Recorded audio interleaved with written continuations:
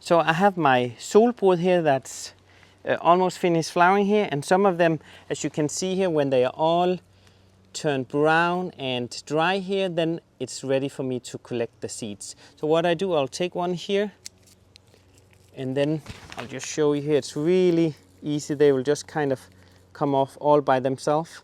And then I have a bunch of new solbrod here that I'll collect in my coffee filters, and I'll leave them here until they are ready to be sown. So I'll show you right now how I winter sow them.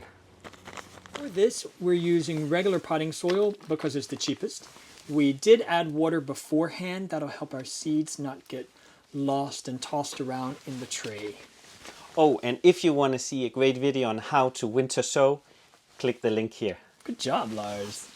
I'm sowing my Helenium, the solbrod, and I have quite a lot of seeds. So I'm just heavily drizzling down in my tray here with my soil.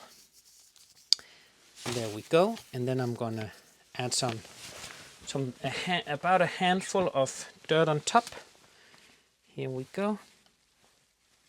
Just around, and it's mixed with my soil is mixed with water here. There we go.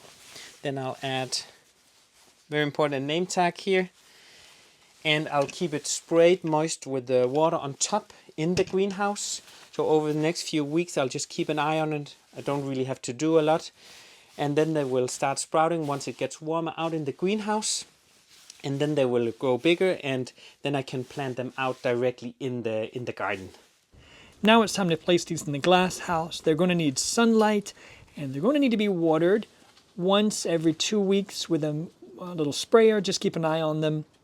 Once these seedlings start to sprout, they'll be ready to plant out directly in the garden come springtime.